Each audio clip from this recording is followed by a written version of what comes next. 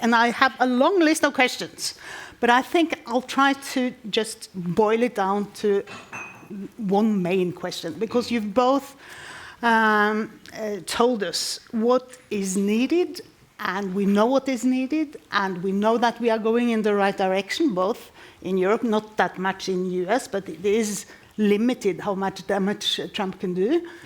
But we need to speed up. So what should we do to speed up? Madame Lagarde, first. Allow me to look at it from my limited angle, which is that of a central banker and one concerned about the movement of capital in the European Union, which was one of the 4 freedom of circulation that was agreed between all the European partners. We have to make sure that private sector money, I mean, Al was very eloquent in saying, what is it, 90% of 85% of the necessary investment was financed by the private sector. Private sector has to feel confident, encouraged in investing in those elements of the transition. And they're not just, narrow-mindedly defined. There's a whole range of sectors that have to benefit from the transition.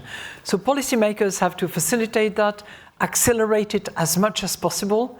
I think that as sort of a cherry on the cakes, which would not be irrelevant, is making sure that there is the right taxation in the place where you want to encourage or discourage. So I referred in my speech to, taxing alternative sources rather than electricity sources. I would say that encouraging equity investment rather than debt would also be necessary in order to, have stable and longer-term investment, which is needed in the green sector. So from my corner, I think accelerating, speeding up, simplifying access from private capital to a market where green investment are encouraged by the fiscal side would be first priority, together with, in terms of where the money is invested, I would repeat, grids, in order to address the costs that can be reduced.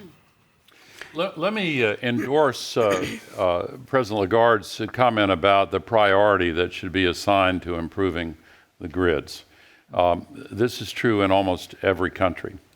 When the millennium turned a few years ago, the National Academy of Engineering in the United States conducted a survey to identify the #1 engineering achievement of the 20th century.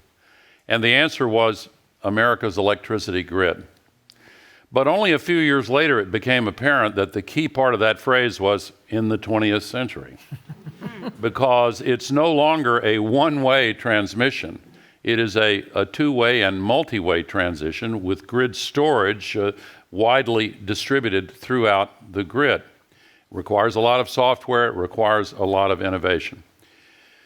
I think this is going on in the United States in spite of Trump. There's a boom in renewable energy investment right now in the United States. Some of it is driven by the prospective retirement of certain incentives at the end of the year.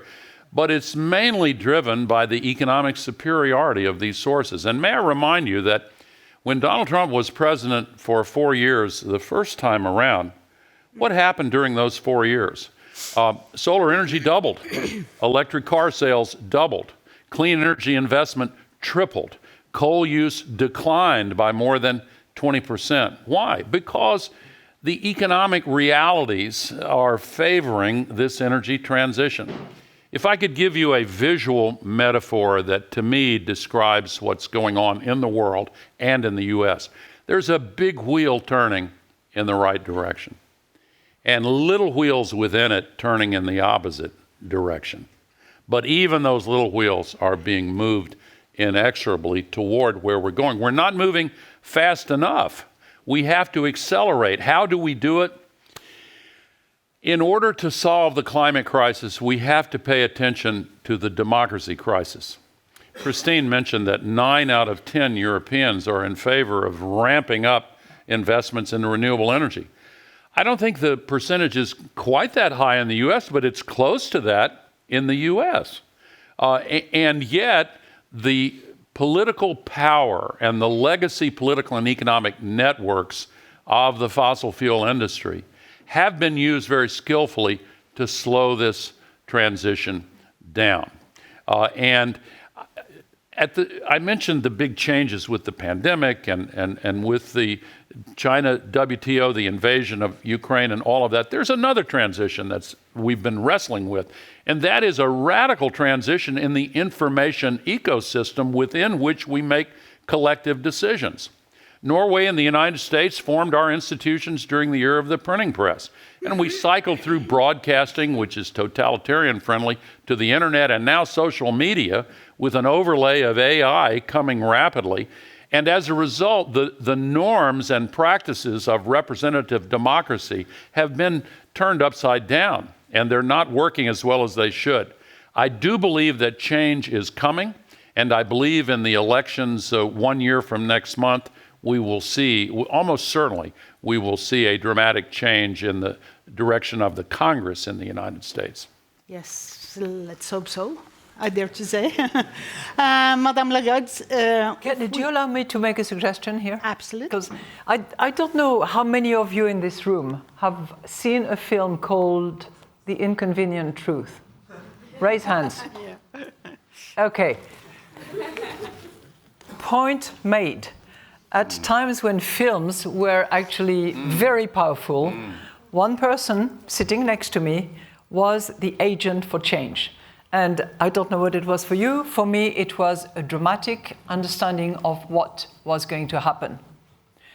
And I would suggest that with that same person sitting next to me, we should encourage him and maybe fund him. There's a bit of money around here.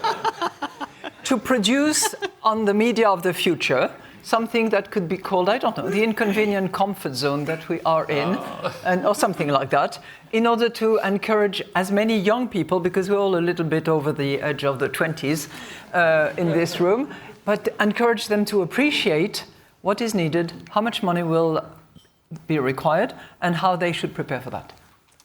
Wouldn't you agree? Yes. Yeah. Well, as I often say, if it hadn't been for me, we might have a big problem right now. Yes. But I'm not done yet.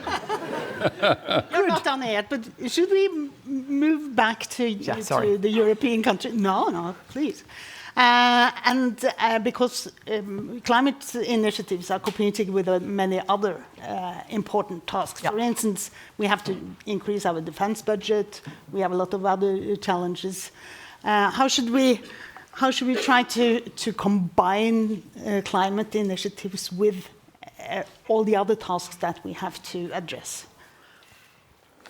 I hope it was clear in my remarks that we have to act together. And the togetherness, for me, is Europe and the European friends around us.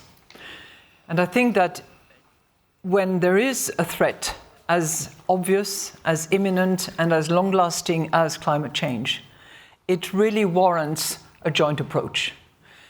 So fiscal space is limited for some countries, as we know. Other countries have a larger balance sheets and are putting the balance sheet in the equation. But it's really one of those areas, the two or three that I think, from my perspective, are unquestionable. Defense is one, climate change is the other one, that warrant joint commitment, joint initiative, joint funding in order to respond to the urgency of the matter.